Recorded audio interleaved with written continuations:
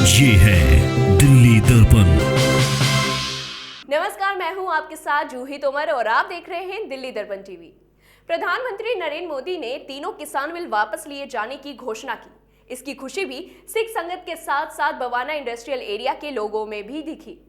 बवाना में सेवा कार्यों के लिए मशहूर श्री सुखमनी सोसाइटी ने लंगर का आयोजन किया।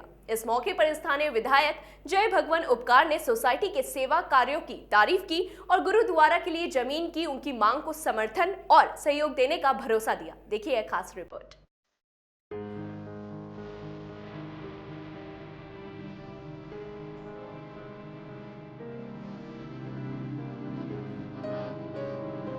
जगत गुरु का प्रकाश पर्व था। ये लंगर हर साल हमारा ऐसे ही बनता है। हमारी जो संस्था है गुरुद्वारा के द्वारा लगातार हर वर्ष कुछ ना कुछ नया किया जा रहा है। बाहरी दिल्ली के बवाना इंडस्ट्रियल एरिया में श्री सुखमनी सोसाइटी यूं तो हर वर्ष गुरु नानक जयंती पर लंगर का आयोजन करती है, लेकिन इस प्रकाश पर्व पर उनके लिए खुशी इस बात की भी है कि प्रधानमंत्री नरेंद्र मोदी ने आंदोलन कर रहे किसानों की बात मानी और तीनों कृषि बिल वापस लेने की घोषणा कर दी।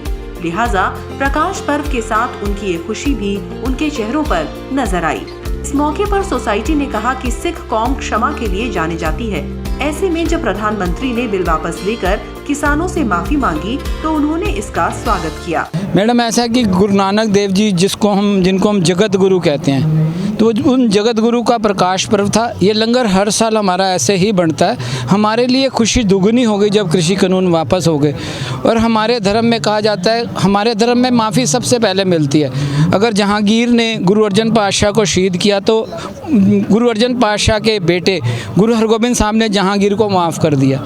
ऐसे ही अगर हमारे सर्वोच्च प्रधानमंत्री ने माफ़ी मांगी तो हमारे धर्म ने खुले दिल से इसका स्वागत किया। हमारे धर्म में कहा जाता है, जो शरण आए तिस कंठ लाए। जो शरण में आ गया उसको हम हृदय से उसका स्वागत करते हैं। तो हमारे लिए गुरु नानक देव का पर्व सबसे पहले है। इस मौके पर सोसाइटी से जुड़े प्रमुख लोगों के साथ साथ स्थानीय विधायक जय भगवान उपकार भी लंगर पर पहुंचे। विधायक जय भगवान उपकार ने इलाके में सोसाइटी द्वारा दी गई मशीन से फॉगिंग की शुरुआत की, ताकि मजदूर और कारोबारी डेंगू और मलेरिया जैसी बीमारियों की चपेट में आने से बच सके।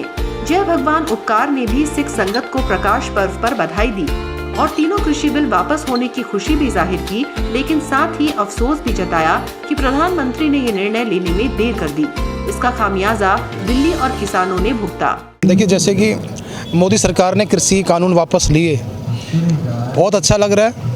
लेकिन अगर ये कृषि कानून बहुत पहले ले लिए होते तो मुझे लगता है जो 700 निर्दोष हमारे किसान भाई जिनकी शहादत हुई है वो शायद नहीं होती। और जो परिवार गर्मी, सर्दी और तूफ़ान और बारिश के अंदर लगातार मेन रोडों पर बैठे रहे और आम जनता को जो परेशानी झेलनी पड़ी है और देश को जो नुकसान हुआ है वो शायद नहीं होता अगर मोदी जी ये पहले सोच लिया होता। किस्त कहती बिल्कुल जायज़ है, क्योंकि उन्हें पता है कि मोदी जी कुछ बोलते हैं कुछ करते हैं।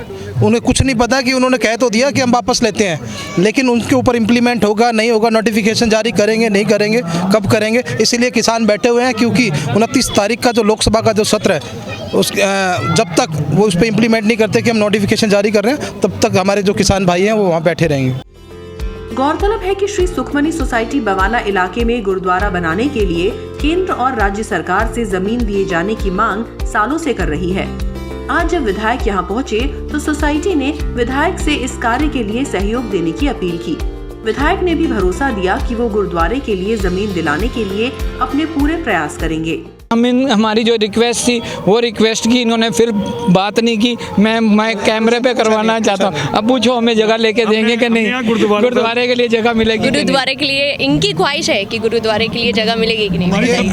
हमारी सबकी ख्वाहिश है। जितने भी साथी जो सुखमनी गुरुद्वारा प्रबंधक कमेटी के लोग हैं यहाँ पर उपस्थित हैं, इनका प्रयास है और यही इनकी सोच है कि यहाँ पर फैक्ट्री एरिया के अंदर DSIDC के अंदर एक हमारा गुरुद्वारा होना चाहिए, जिसमें हम सभी जो चाहे वो फैक्ट्री मालिक है, चाहे वो मजदूर है, जो सिख धर्म से बिलोंग करता है या दूसरे धर्मों से बिलोंग करता है, वो सभी लोग आकर के यहाँ पर गुरुजी के चरणों में नमन करें, नमस्तक हों। तो इनका प्रयास जारी है। मेरी कोशिश है कि मैं इनको जल्दी से जल्दी जो गुरुद्वारे की जो ज़मीन है वो मैं जल्दी से जल्दी दिलवाऊं। मैंने कहा है इनसे और मेरा प्रयास रहेगा। गौरतलब है कि किसान आंदोलन की वजह से कारोबार भी बहुत प्रभावित हो रहा है। खासकर बवाना और नरेला इंडस्ट्रियल एरिया के किसान और आम लोग बेहद परेशान थे। ऐसे में कृषि बिल वापस लिए जाने के बाद ये उम्मीद बनी है कि कुछ ही दिनों में किसान अपने घर को लौट जाएंगे और यहाँ की जिंदगी भी वापस पटरी पर लौट आएगी। कैमरा पर्सन लोकेश के साथ जूही तोमर, दिल्ली दर्पण टीवी। लेटेस्ट खबरों के लिए सब्सक्राइब करें हमारा YouTube चैनल या फिर लॉग ऑन करें www.delhidarpantv.com। खबरों की कवरेज और विज्ञापनों के लिए संपर्क करें इस नंबर पर।